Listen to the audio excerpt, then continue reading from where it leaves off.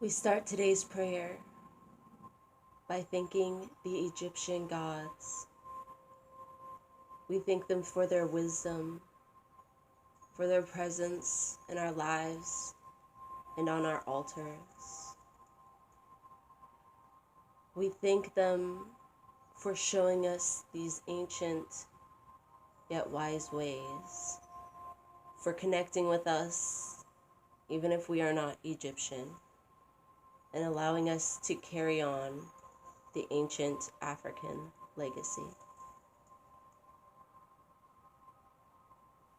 We are thankful also to our ancestors for their guidance in this time of reclamation, for the words of wisdom they have left us through the bloodline, in writing, in art, and in our very culture. As we move into ourselves as root workers, conjure women, spiritual Black girls, we ask that you continue to guide us, protect us, and help us to really understand these lessons so we can be stronger as we move through this new year, this new time for ourselves. Ashe.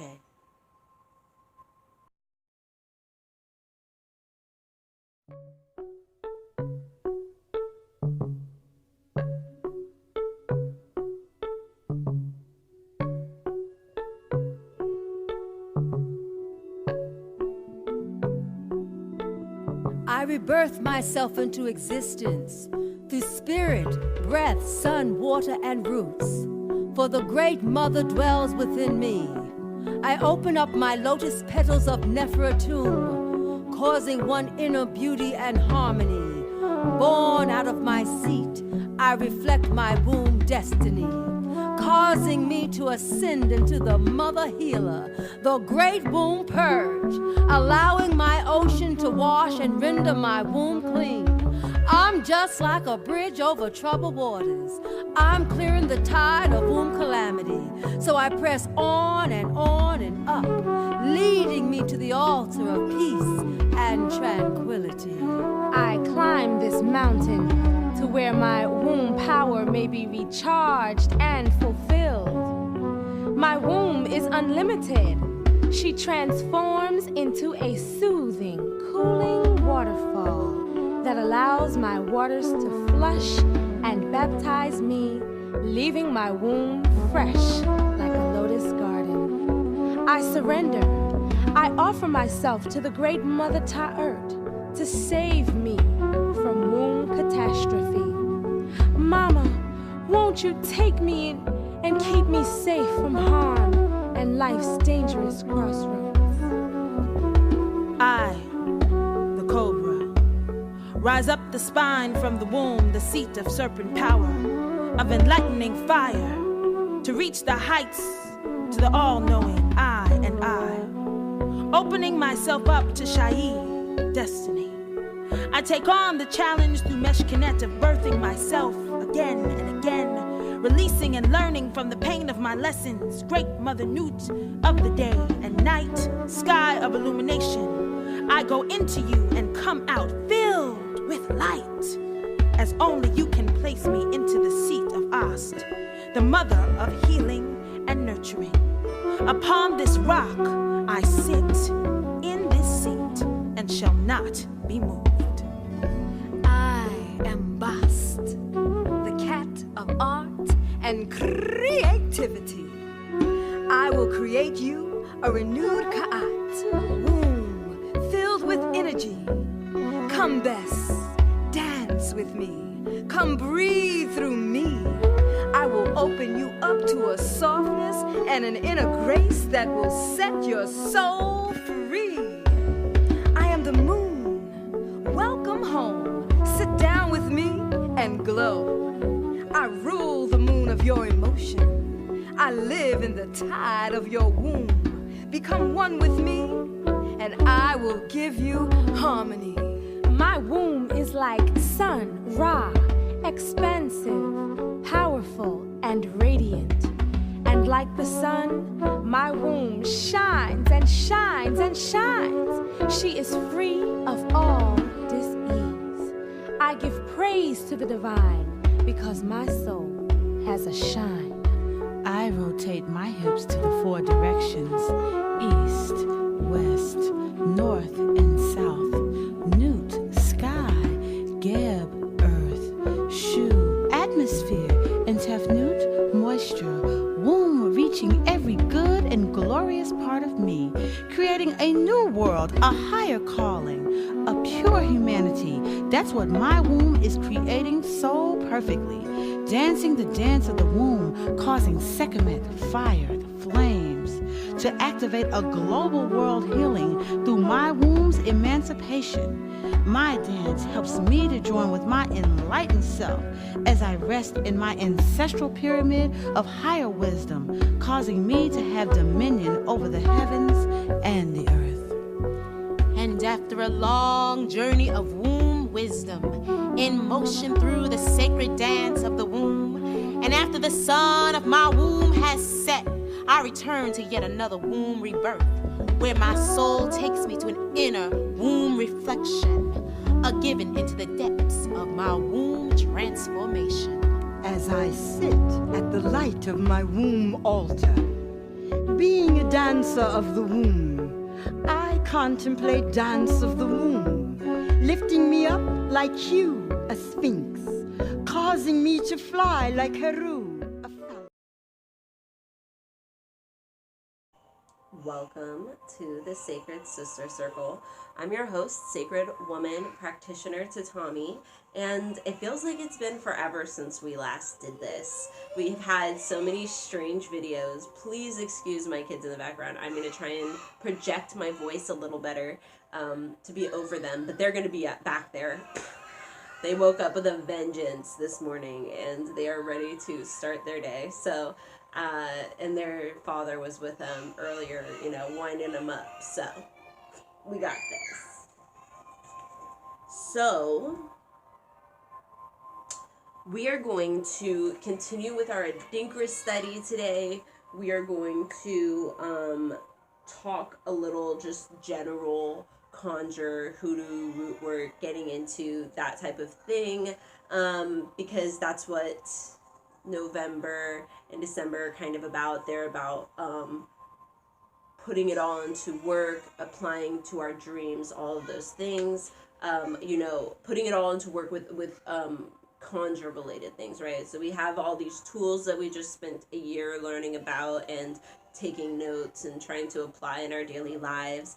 And then now it's kind of time to focus on how we're going to bring it all full into ourselves and still be expressing ourselves authentically and still be following that same path.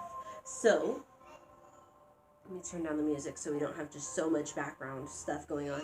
Before I get too much further, I do want to let you know, oh, is it upside down? I want to make sure that you, if you have not checked out, the free PDF of this is on ritualready.com. Ritualready.com. That's my website. It is where I post, things about the Sister Circle. I've got some, I have some stuff about the Sister Circle, but I meant to say spiritual Black girls, right? I am the one who runs spiritual Black girls. Definitely didn't see that coming for, what my role in the community was going to be, but I'm not going to question the ancestors on this one because it's quite obvious at this point what I'm supposed to be doing. So I went ahead this year and made a copy of a spiritual planner.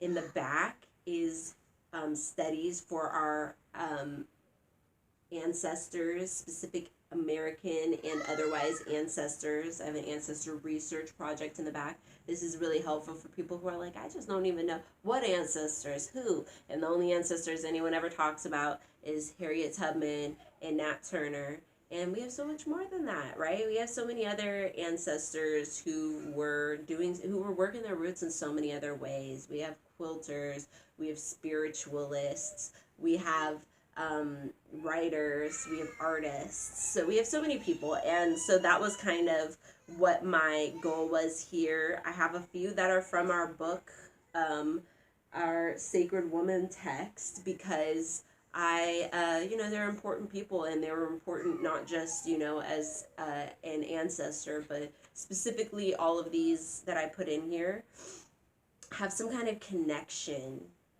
to the spiritual realm. I'm pretty sure I stuck by that plan because I had so many people I wanted to put in. This book should be twice the size. But I was like, y'all, it has to be a planner. You have to be able to at least carry it around without hating yourself.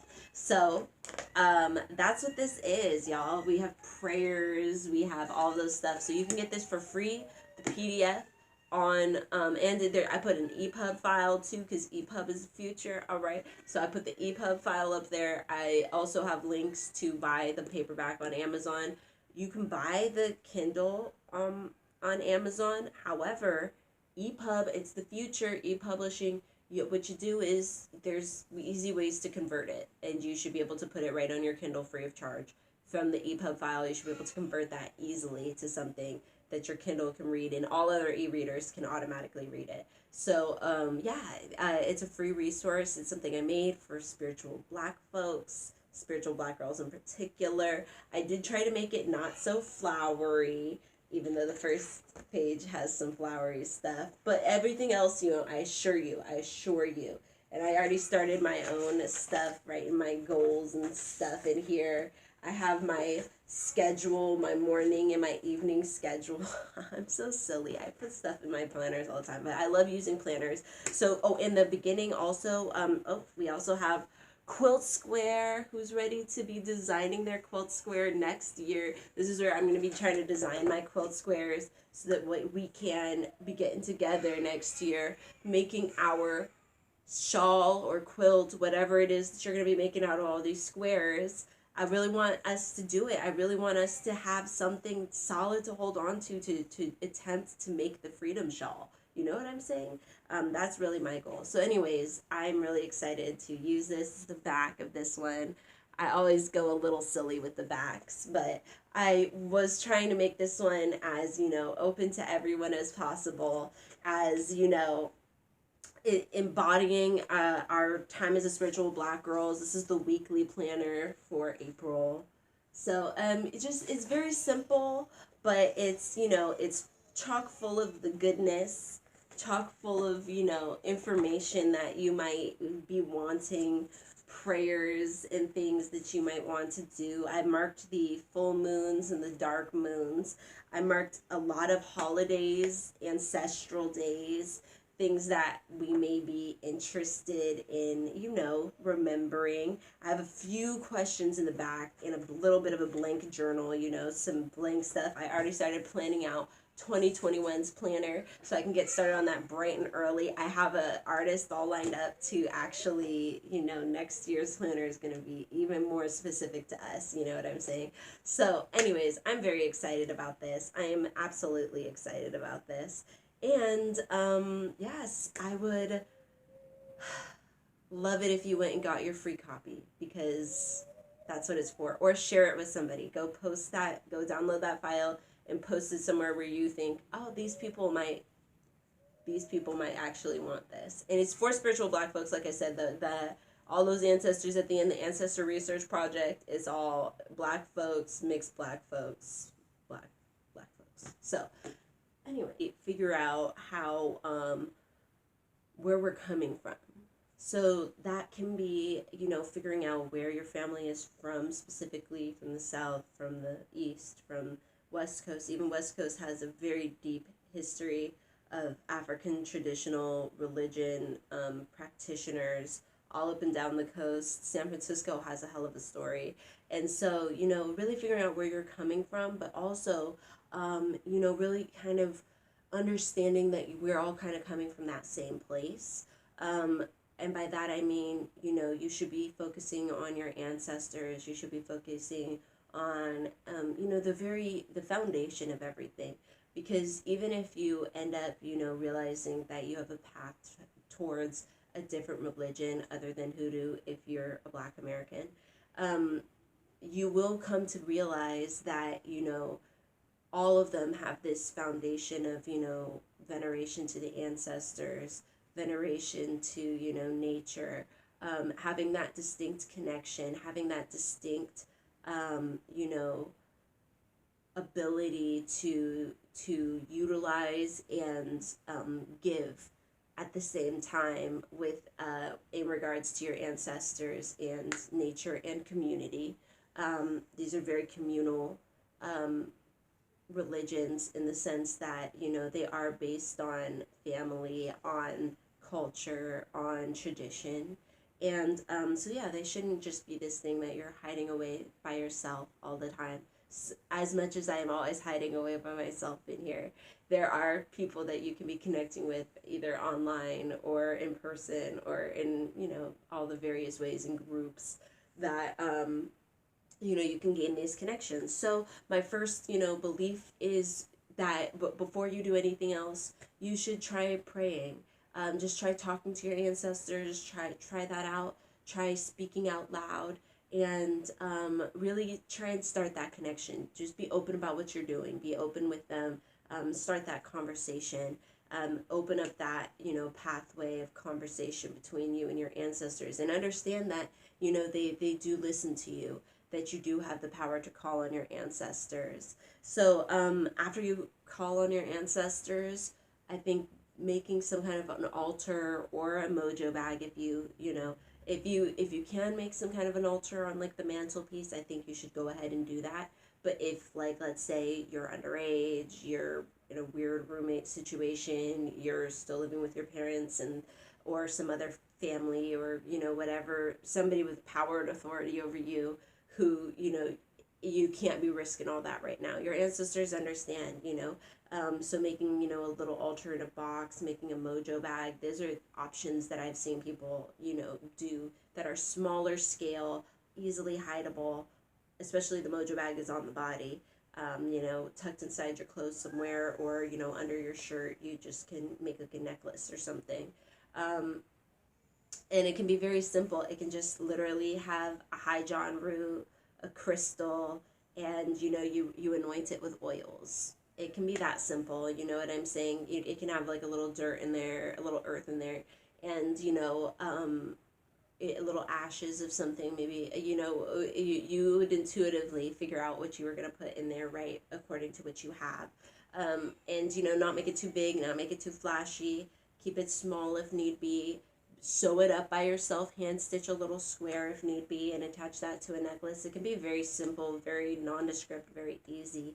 And, not using traditional red, could even make it even more inconspicuous. So just saying, there are like little ways that you can honor your ancestors and keep them close to your heart, keep them close in your mind, without having that whole altar experience, even if, that is so nice to have. And, it gives you that really nice space to come to and be around. Or, I feel like mine is in my living room, and I always feel like it just adds a presence to the space. And, I can just, when I open it up, it opens up into the room in such a way, because of how it's sat in the corner, all, diagonal to the corner. And so it just it feels like it just radiates out to the rest of the room, and I really love that. But I recognize a lot of people cannot do all that. So I do think that, you should start by praying. You should start by making an altar next. After that, I do think that it's important to find a divination method that works for you. So I have some of mine here, and of course I went ahead and put a couple in this corner over here.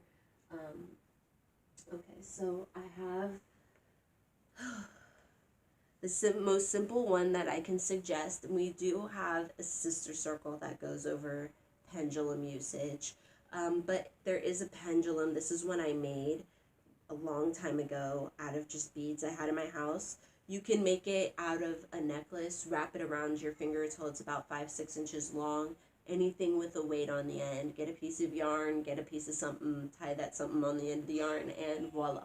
you have your own pendulum. Very simple to make, very simple to use. You can look at my videos, and because it's so simple, I would say for the most part, you can look at anybody's video on YouTube, and they should be able to, you know, help you out with that sort of thing. So, you know, you would just have it resting, ask it yes, ask it, or you can ask it to show you yes, show you no, or you can say, you know, clockwise is yes, counterclockwise is no, make it simple. You know, back and forth is maybe, still is void, right? We did this when we were doing the full body scans. When we were, not only the full body scans, we've used the pendulum many times in the circle. So anyways, I hope you know how to use it, but if you don't, again, you can look up most anybody's video. It's a very universal tool. It can also be like put down the pendulum and you can just use your hands. People do that. So there's many methods of, you know, using your body as a pendulum, using an actual tool as a pendulum. But I think the pendulum is so useful because it's just so simple, so straightforward. You're not doing anything. Your hand is still, and you're just reading the energy of movements and asking, you know, those very clear questions. You can practice with the pendulum.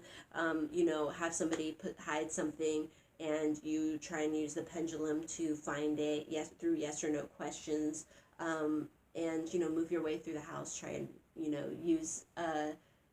try and use the pendulum and build your skill with it. So that one's a really easy one. We also have the beloved, where is it? Tarot deck.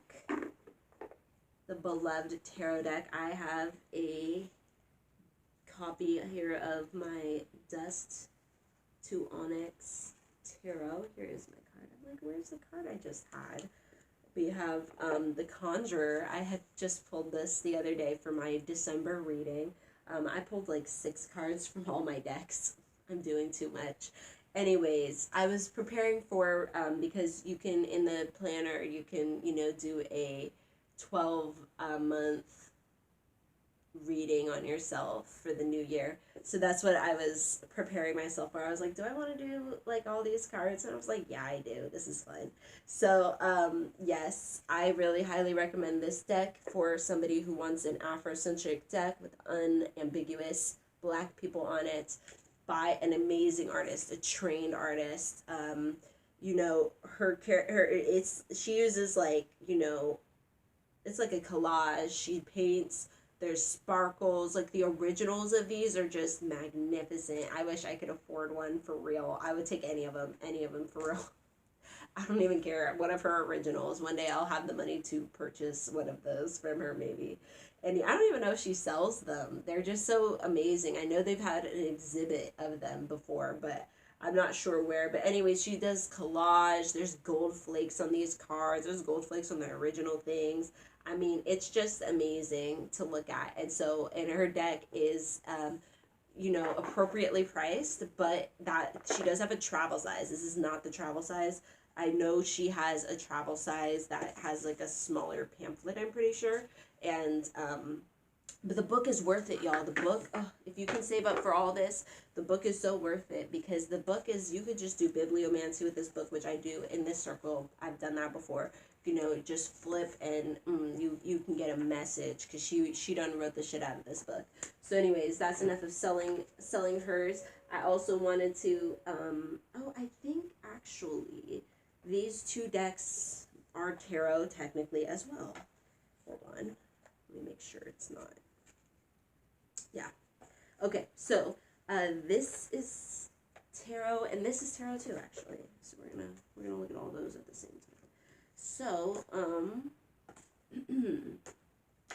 I have 2 decks that I also want to just go on to say that, you know, your decks, I think, should really speak to you, to who you are as a person, to your ancestry. And keep in mind that that original tarot deck that you see everybody using, what is that tarot deck? The Rider White Coleman, I don't even know. I don't even use that deck because I think it's ugly. But the artist of that deck was a mixed Black woman. So if you happen to get your hands on that original ass deck, because it's cheap and it's accessible and everybody has a copy, keep in mind it's still connected to a sister, it's still connected to our ancestry, to an ancestor. And that, you know, should be enough for you, right? I think it should be enough for all of us, but it wasn't enough for me. So that's why I ended up buying all these damn decks, okay? The Dust to Onyx was my second deck ever made. That was fully made by a Black woman, fully produced by a Black woman, except hers is like, production level is obviously through the roof. So I did want to mention, though, that we have these other situations here that, you know, speak to me. So I wanted to just say, like, you know, feel free to expand. It doesn't just have to be Black owned, especially because our decks tend to be a little more expensive. Our decks tend to, you know, there's not as many options. So, you know, looking out for that. I have the Tarot of the Cat People. I had this deck for how many years that I kept saying I was gonna, like, maybe I was gonna buy this deck for my birthday. So I finally ended up buying this deck. I bought myself like 2 things. I got this deck and I got myself an Instacart delivery for the year. Instacart? Okay, so anyway, I was like, if y'all are doing this for right now, I might as well jump on this deal because I know y'all there's no way they're going to be keeping those prices for the rest of their existence. So anyways, I ended up getting Tarot of the Cat People because I just love it. I love all their, like, the eccentricity of it. I love their little froze. I love the cats, the mysterious cats. I love the booklet that it comes with. Just absurd, a little, like, it will just say things like they're commonplace, and you're just like, to the cat people? Is that what they do there? But it's so awesome because since I'm a little weird and this deck speaks to me, I totally vibe with it. And I'm always getting stuff where I'm just like, yes, yes. Me and the cat people, we vibe. So, you know, finding like a strange deck that you're into can help with your, you know, readings. I think so. I've managed to connect with all the decks that I've purchased, but I don't just purchase decks willy-nilly. So, you know, it depends. But oh no, wait, I did actually end up with a deck I didn't totally, like, feel like I could read. I stand corrected. I did purchase, what is that? The Melanade Tarot. The Melanade, you know, it's the one where everybody's like it's a picture of everybody, right? And I actually ended up gifting that deck to a friend who really wanted to get into tarot, and she was just loving every picture. I was like, damn, I never felt that way about that deck. And so I just gifted it to her. That was my first gifted, you know, deck, and she loved it. It was really awesome to be able to give that deck to somebody. So anyways, that deck I actually didn't use very much. I didn't, you know, I loved the pictures, but like I just didn't vibe with the readings. So anyway, and that's okay. Sometimes that happens, and it doesn't mean there's something wrong with you. And if you're not a you know, person who reads the cards in any sort, right, you can get a whole deck of cards. Some people prefer to read that way. It's a very old school method. I do know how. I'm just not that, you know, it's just not my favorite. I prefer pictures. That's just me. But everybody's different, and some people can read the shit out of a deck of cards, so, you know, don't play with these people.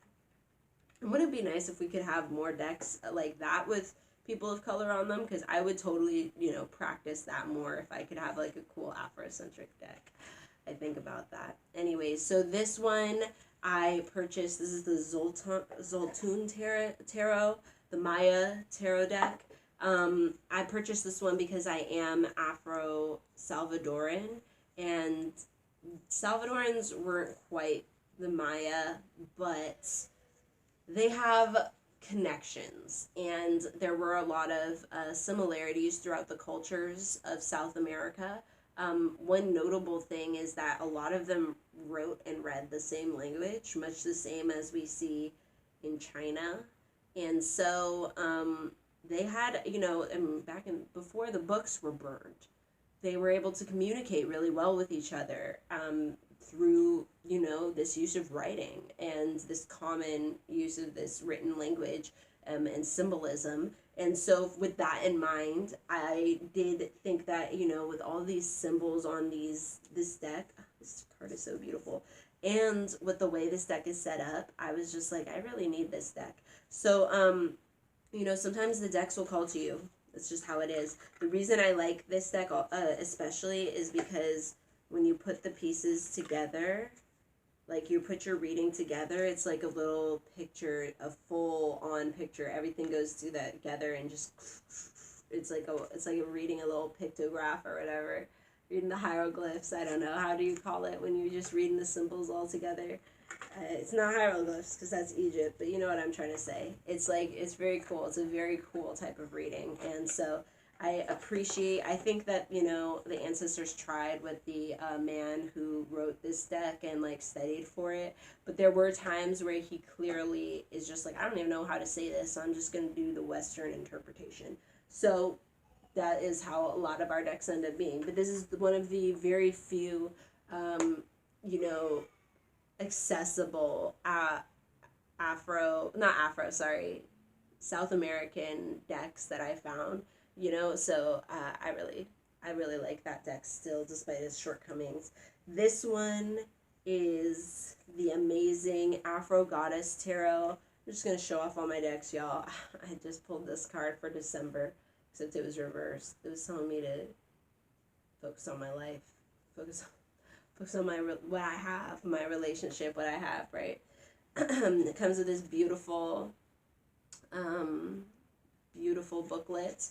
This one I think is very comparable to it's like the affordable version, I think, of Dust to Onyx, because it's got like a little more typical of imagery, but it is completely handcrafted by a Black woman artist who paints full time.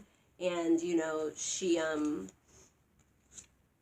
did an amazing job. These are vibrant, and like I said, it comes with that full booklet with lots of like advice in it, and it is an affordable deck. So in comparison, you know, it's like a lot of money difference. So if you want to start with a deck, Afro Goddess Tarot, I think, is a very beautiful deck to start with. All right, so my final suggestion is Oracle decks. So Oracle decks are like cards, and they're not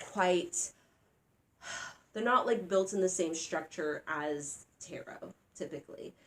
So I do want to remind you that if you pay the $1 to go on Patreon, hopefully if you've done it before, you went and downloaded this before you quit.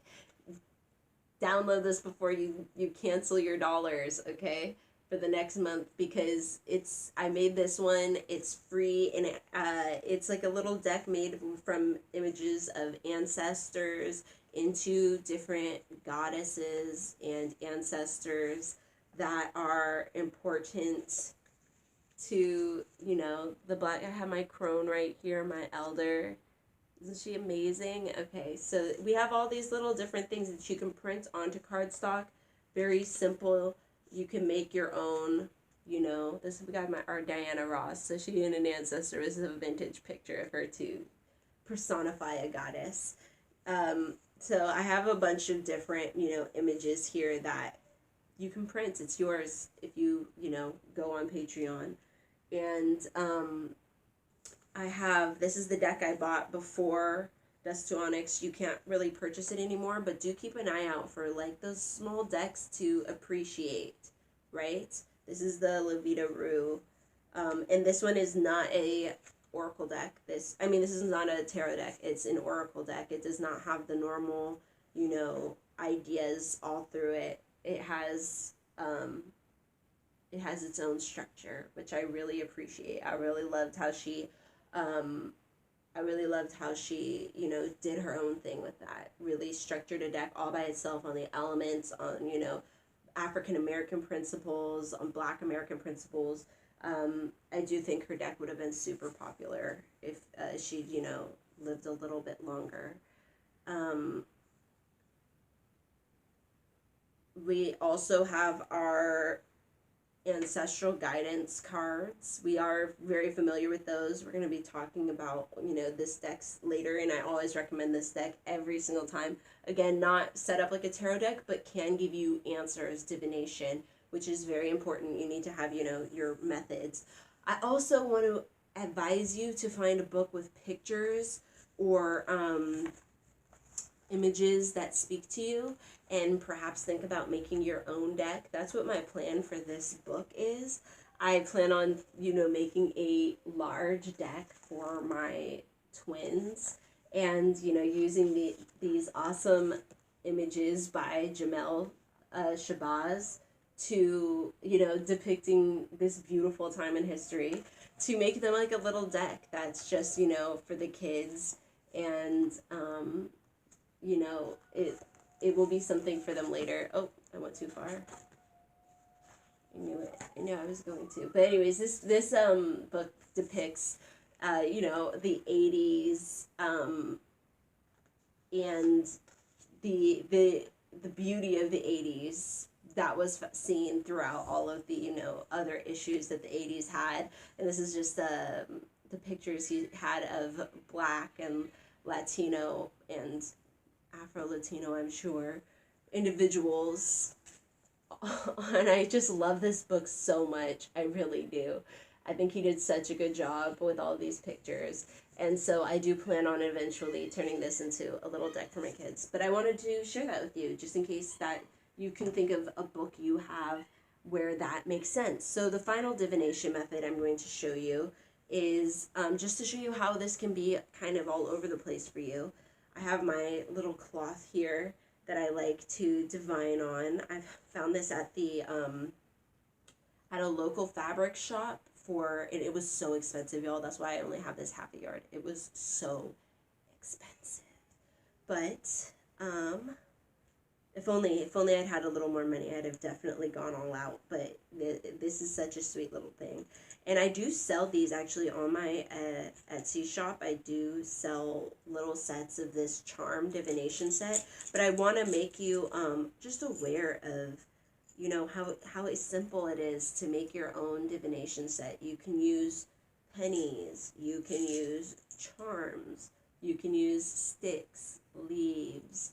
You can make it yourself out of clay. You can make all sorts of things and have a very unique set that speaks to your own sensibilities. And I think that's super important. I think it's so important to, find what works for you. So I'll just show you a few of these charms. We have my Ancestor charm. Where is this? Where's the camera? We have the Ancestor charm. Got a moonstone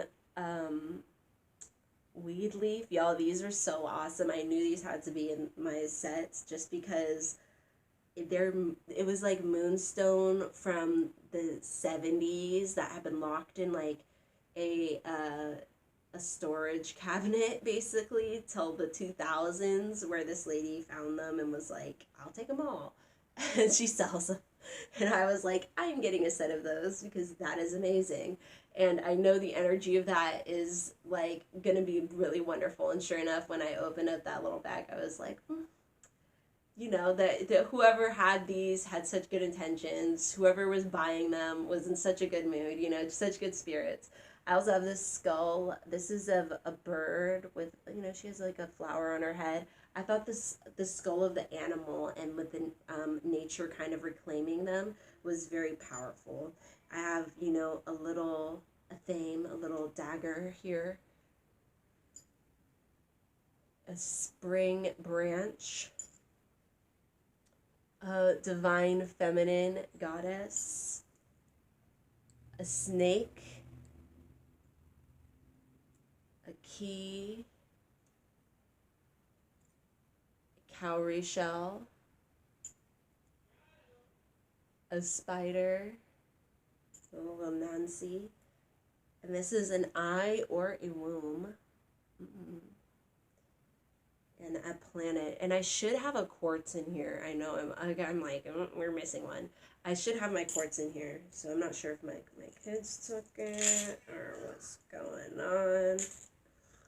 I need to stop leaving my crap around and then being like, my kids, like, they're 3. Put your shit away. Anyway, that is, I just wanted to share. There's so many ways. And you can look them up. I have this popular post on Tumblr that it just keeps getting reshared. And it's literally me listing off all the ways that are not cards that you can be,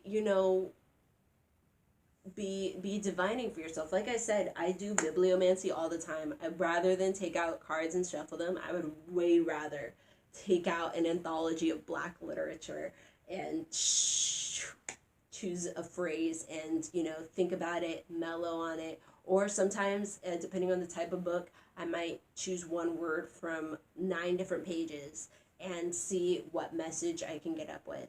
Or, you know, just choose several different pages. I love to pick up The Art of War and give a good old-fashioned divination on that.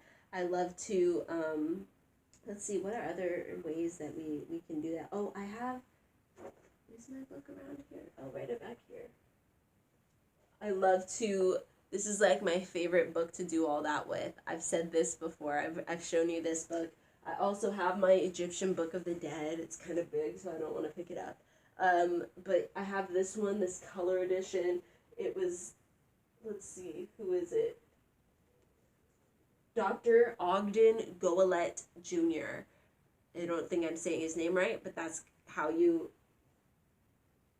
yeah, Goelet, Goelet. That's how you're going to write it down. Get this version, y'all. It is magnificent. Full color, translations underneath, like, so it's like, this is the papyrus, this is what you're studying. So if you're actually trying to, you know, get into the cadence, get into the literature, understand what is in that book, the Egyptian Book of the Dead, this is the version I think that you should invest in. It's big, but it's bold, and it's cumulative. You know what I'm saying? It's exactly what I think you'd need if you're interested in that cadence. But if you want a modern version of that cadence, this book actually does exactly that, with the Dead MC scroll. So I always recommend those books. I also recommend Mules and Men, which we are going to be reading in a sister circle or so. Maybe we'll do that today. We'll see how much time we have. No, it's going to be next time, because I don't think we have time for all that right now. So let's move on. I want to also encourage you, I have this one that I also use sometimes for bibliomancy and beautiful little messages. I found this little book just like for $1 at like the library store or something. You know what I'm saying? You can find inspiration in beautiful little books that have messages of divine, you know, intention everywhere. And I think that's so important, because this cost me $1. Those cost me over the years, you know, $30 here, $60 there, $70 here, $40 there. And so it's added up. This is a lot of money in a little pile right here at my feet. But this is like $1.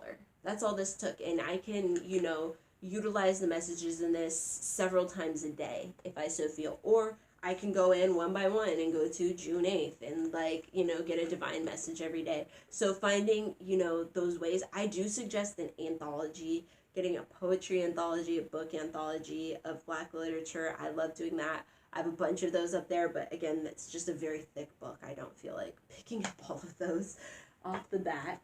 I do want to, where am I? Which one is this? I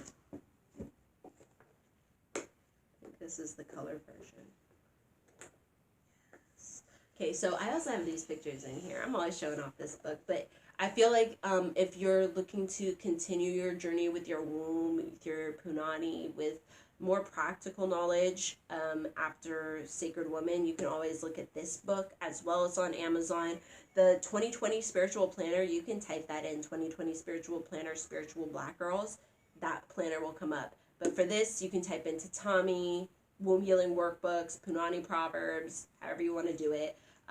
This book, I also go over on my personal channel a little more. I'm going to be doing that. So, you know, if you're interested in all of that, if you're interested in continuing on that Punani journey, even though we just finished Sacred Woman and you may not want to crack it open again at the beginning, then this is an option if you're taking a break.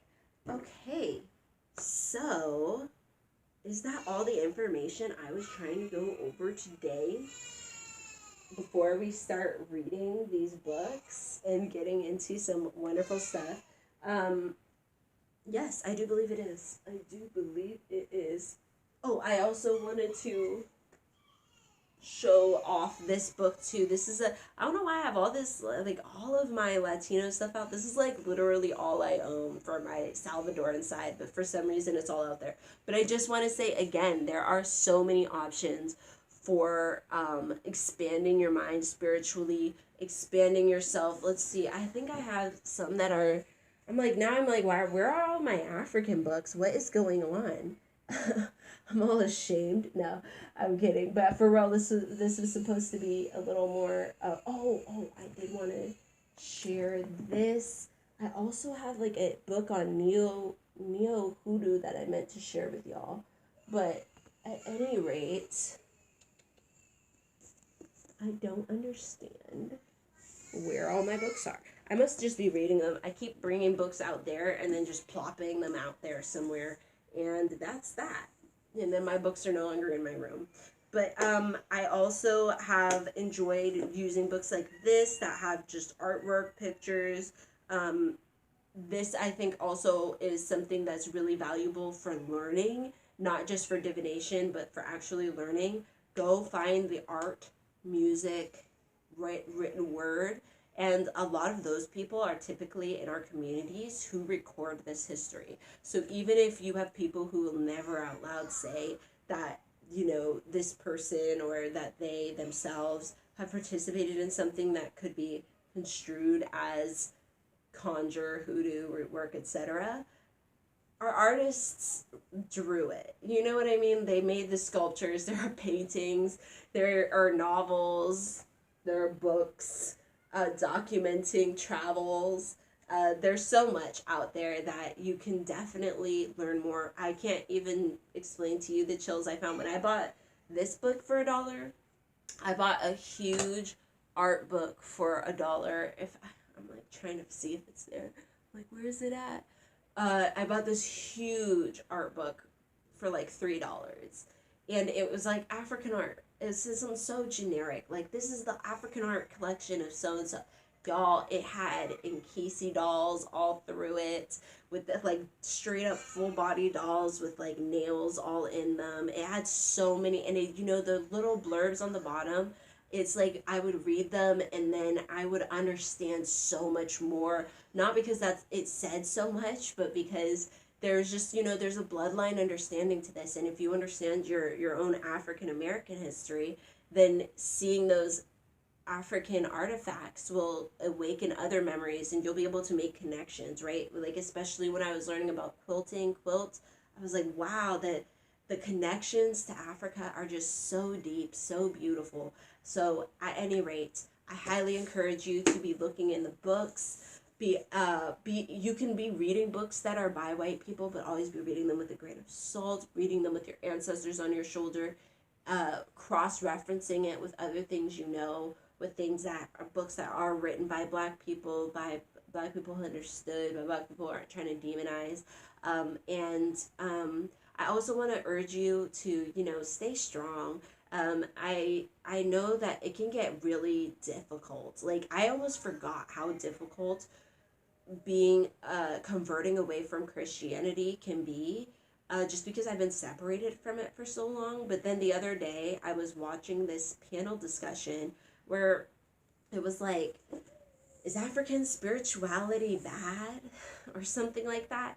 And I was like, I'm not sure I like how that was phrased, but they do often, for this panel type of thing that I've been noticing. I've only been watching them for like a month, so I can't even remember the name. I'll try and link it down below though. And they kind of do that. They kind of had those clickbaity titles. So I was like, whatever. Clickbaity titles get views, views get revenue.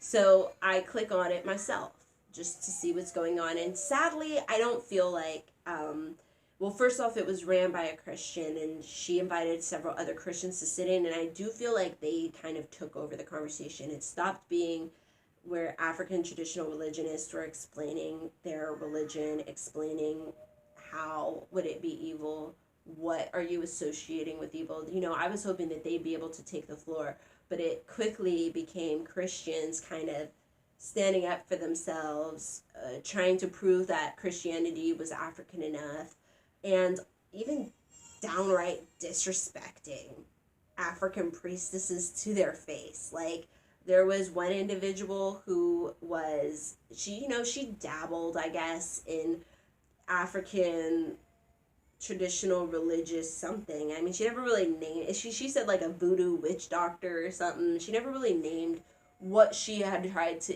integrate herself to, who she had, what exact group, what exactly she had been doing. You know what I mean? It's kind of sounded like she had been lost for a while, so she dabbled in other things and then ultimately decided, this Jesus thing is kind of all put together in a nice package, and that's what I prefer. If that's what you prefer, that's what you prefer. However, she also went on later when a priestess was speaking about, I think she was a priestess, I can't even quite remember. I only watched it, once, like a couple weeks ago, while I was doing my, washing.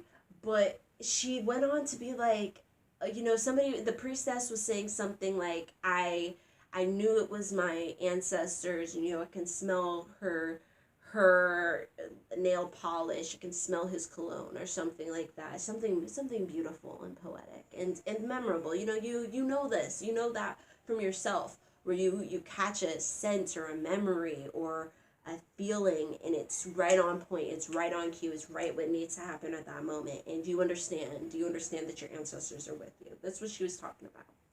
And this individual was like, I can't even, y'all, she said, we all have a guardian angel and a guardian demon. And when you die, your guardian demon don't just go away. He's gonna go and try and harass your other family members. And so he'll whisper to your guardian demon, hey, she used to wear this nail polish, and then these demons will make you smell that, make you think that it's your ancestors, but really it's a demon. And that right there, I mean, y'all, the audacity, the disrespect, the ego to presume that this situation you have no connection with, they don't, everyone else is an idiot, but it was a demon. I mean, another Christian theologian came and checked her very quickly and was kind of just like the ego, because this is what we know, and how are we to say all that we don't know is somehow false just because we only know this little. And he did a very good job, but effectively she shut it down, because there's who is going to really speak in all seriousness and all earnestness from a place of a practitioner, from a place of African traditional religion after that. And like, you could kind of see it on the priestess's face, on a few faces, and they were kind of just like, well, and that's where we're at, and that's why we don't have these types of conversations, because here we are, because it's gonna, and so when I saw that, I was like, and I know that the people in the comments kind of felt some type of way too, because she crossed the line, and that is largely why a lot of people are leaving Christianity, is because of that boldness, disrespect, assuming, put you in your place type of thing. And I just wanted to reach out and remind you that you are not on a path of evil. You are doing wonderful things. Your ancestors are wonderful. They want wonderful things from you. There is a divine plan in place, and we're all working towards it with the bloodline that's been behind us at our back, trying to help us, guide us, make sure we don't fall. And I think that's wonderful. And I think, it just, there has to come a time where we can look at our traditions and not just see evil. There has to come a time, and I think us normalizing it, us praying with our ancestors, us continuing to show that it is not in any way connected. I mean, the Christians, I feel like, deal with more evil shit than I heard more about evil, more about the devil, and experienced more of it from Christians at this point in my life. Like, I will be real, there are bad people in all of them. We've seen those babas in the DMs. They're out here to scam, right? If they are even babas. It looks to me like it could be just anybody who happens to have a collection of photos they've screenshotted off of other people. And they're getting a little smarter, I've noticed. They're not posting white people getting initiated as much to try and like suck people in, because that's like a huge red flag for people. But at any rate, I know that there are bad people in all religions. There are scammers, there are bad people. But at the same rate, I do believe that, you know, this idea that using any kind of African traditional or indigenous religions, the Afro traditional religions, the islanders, the all the different, you know, places that we've gone, we've had, I would be willing to bet that even black people in Australia have some form, some strain of African traditional religion in some community there. They don't have many black folks there, but black folks were on the first boat to Australia. So I know that there are black folks in Australia. And yeah, I was like stunned when I heard it, but I was like, you know what? That's something real that we're going through. That's something real, is we're going to have pushback from black folks, you know, on African traditional religion. I could go on with like 100 things that girl said that I was just like blown away by the ignorance, y'all. She was going in on like a random village in Africa where they used to kill twins. And I was like, but girl, we can find random villages miles from there that cherished twins, and that's largely why African Americans have so many twins, is because there were many villages that had loved their Taiwo and Kahendes and cherished that, you know. So, and then like, and that doesn't even get into the witch hunts, the, you know, genocide, all these things in the name of Christianity. But she's like, 70 years ago, I might have been a single child. And I'm like, girl, if you can narrow in on that, I don't see how you don't see all the other issues. Like, if that God is bloodthirsty, what does that make Jesus Christ? I don't even know. We're not going to get into all of that. But anyways, thank you so much for joining me. I'm going to be coming back with you all to read a little bit out of Mules and Men, some of my favorite excerpts, and we are going to get into those studies. It's going to be a dense study next time, but I hope you enjoy it. I hope you're ready for something like that. And thank you so much for, oh, I almost forgot.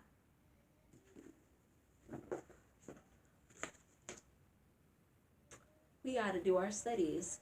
Let me find real quick. P-S. You only have a few more. Oh my goodness.